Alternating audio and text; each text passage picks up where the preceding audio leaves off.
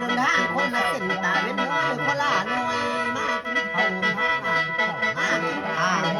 ติดเมนยอมแล้วกันหาเขาตกคนคนใจ ว้ายมามืออันกะนาลูกกระโตกขนกเอ้ยสาดแต่ เห็นว่ามัน ไม่ตามเรื่องนะ ใจดีใจกว้างนะ ว้ายท่านจะหนีแม่น้ำข้ามเตะทะเล เพราะว่าซ้อนก็จะ ข้า ฆ่าย เขา เขา ไว้ ไปแล้วขั้นต้นเจ้าข้ามเจ้าคอย ผู้เจ้าก็นกอันนั้นแม่ผู้เจ้าก็ดี ไปแล้วให้เจ้า ผู้เจ้าก็งอเพื่อนแม่ผู้เจ้าก็ดีมาซ้อนผู้เจ้าได้ใหญ่ยอมือเอาเลย ยาสูบ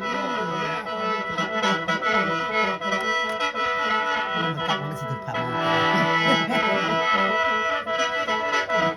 ว้าวจะได้เด็ดเสียงเลยดิ คุณ ว้า ไป ว ตา นี่ กิน กา ได้ กากระดาเจ้ากา อยากได้หยังอีกมันบ่พอใจหยังจะได้หยัง สมปะน้อยก็บริอึดนี่หากหามเมื่อแหละ จะได้หยังหาเอาจะได้หยั สร้าง งขี้มาบอกพ่อ ค่ารถค่าเรือตูได้น้อยตูได้น้อย ค่ารถเอา 600,000กับพ่อเนาะ เอามาอีกคนแน่นี่บอกค่ารถทันเอาเงินมาให้แน่ จะมาตื้มมีแน่จะ เงินเรียนบาทจะ 6 บาทเอามาตื้มใช่ 600,000 700,000ให้เล่าโลดหันให้เล่าเมื่อ ค่ารถค่าเรือค่าจ้าง ว้าปิดไข่ต่อย่างดี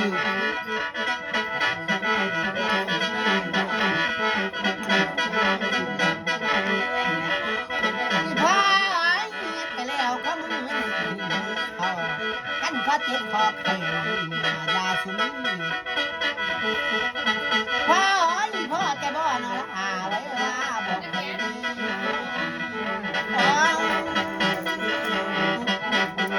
เฮ้ยตั้งหลายแสนบาท400,000 500,000ละเอาเมื่อบัดนี้ ว้ายไปแล้วท่านจะมีแม่นักข้ามใจกวนทะเล